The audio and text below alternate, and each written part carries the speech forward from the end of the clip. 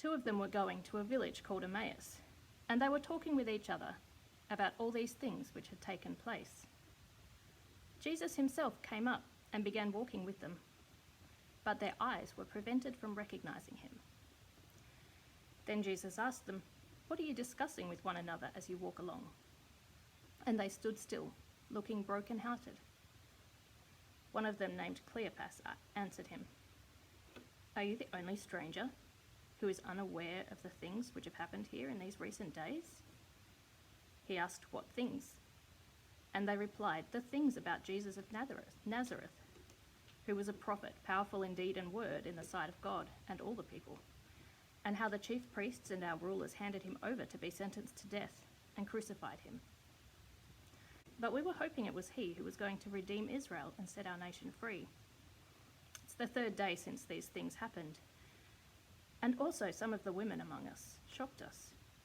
They were at the tomb early in the morning and they didn't find his body. They came back saying they had seen a vision of angels who said that he was alive.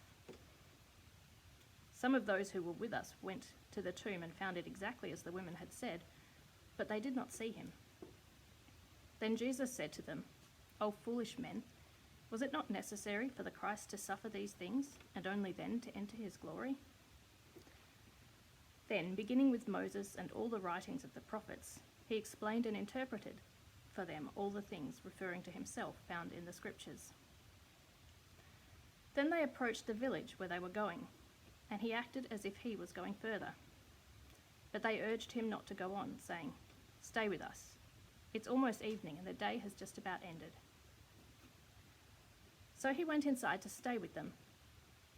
And as he reclined at the table with them, he took the bread and blessed it, and breaking it, he began giving it to them. Then their eyes were suddenly opened, and they clearly recognized him, and he vanished from their sight. Lord, when we are too busy to notice the small signs of you quietly breaking into our world, when we think of ourselves as self-sufficient, forgetting the hands that have paved our way, the hands that have held ours, or when we forget the hands given to us to hold, forgive us. May the words of our mouths and the thoughts in our hearts be acceptable to you. Amen. Go back in time to the beginnings of spirituality, and you'll find a sense of immanence. Early beliefs about the divine reflected the abundant but capricious world they lived in. A world was controlled by spirits of trees, mountains, and of lingering ancestors. If pleased, the gifts were good: a haul of fruit, flowing rivers, a successful hunt. But when food was scarce, the earth shook or the water spirits were angered. People needed to appease them. These beings could be capricious and flawed, just like humans. And rituals were intimate, individual or family affairs. In their societies, the dead were disposed of in various ways, but always with great respect for the departing spirit. After one was buried, the people would move on. In many cultures, the name of the departed was not spoken again, so that spirit wouldn't be disturbed. For them, the spirit world was close. But agricultural settlements formed, food security became more controlled, and people began to see themselves as more self-sufficient. People began to specialise in certain activities. One would raise animals, another crops. This one made tools. That one appeased the spirits. Early shamans were thought to have climbed trees or mountains to perform their mysterious rituals. Over time, those spirits gave way to gods, who came to be seen as distant and different. The earlier Jewish writings didn't deny foreign gods, so much as denying their relevance. But with time, a jealous god became the only god. And ancient stories warned of mortals struck down for mistakenly touching the tabernacle, now kept safely in the innermost sanctum of the temple. This wasn't a punishment, just the natural consequence of a mortal coming too close to the divine. By the time of Jesus, access to Yahweh was strictly controlled. Entry to the temple depended on your social status. Women could enter the courtyard and go no further. Men could go further in, but not as far as priests. And only the high priest could enter the inner sanctum. Even then, he had to be ritually purified before entering. The Yahweh of that time was appeased through sacrifice, made on one's behalf by priests, whose livelihood was payment for this service. Sure, the priesthood was understood to be corrupt and complicit in Rome's control, but what could you do? People had no other means of absolution from their humanity. But these people still lived and breathed their old stories. The Yahweh who wrestled David in the dirt, or the Yahweh who argued with Moses, wouldn't have been forgotten. When Jesus prayed intimately to Abba in the lowly outlying villages away from the temple, and when he told his followers that they too had access, he wasn't so much introducing a new theology as he was revisiting an older one, replanting an ancient seed. Yahweh, Spirit, it's closer than you think. Our tradition holds that truth is somewhere in the tension between immanence and transcendence. The unknowable, transcendent divine is found within.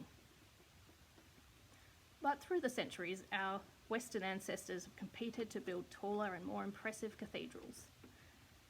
Architecture grew up that conveyed a sense of lofty grandeur. Otherworldly light filtered through stained windows onto otherworldly art. And ethereal music floated over worshippers' heads, sung beautifully by choirs in words they couldn't understand.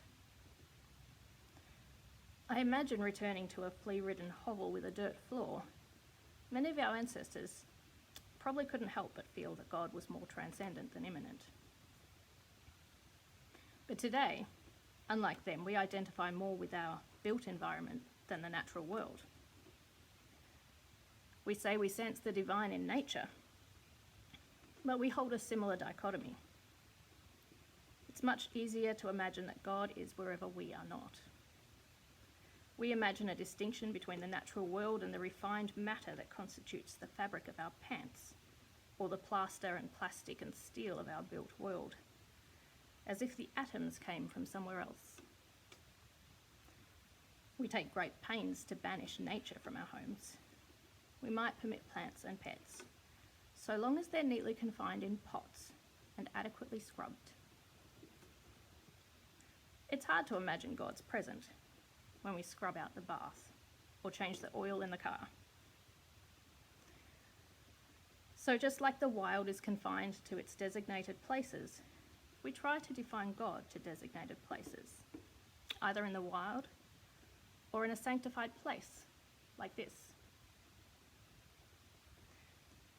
But while our perceptions are influenced by cultural and historical lenses, God is not confined by us. He never has been. God breaks into our world in strange, sometimes almost imperceptible and unexpected ways. This is a strange time. It feels weird in here, on my own. We're not permitted to gather here. Without fanfare, we are confined to our homes with new rules. We think we can hear the rumbles of a seismic event. But when you're in the middle of one, these kind of things feel surreal and mundane. Mundane, like a walk down the road, gravel crunching under our feet, a fly settling on our sweaty face, armpits sticky and a bit smelly, perhaps the beginnings of a blister irritating your toe.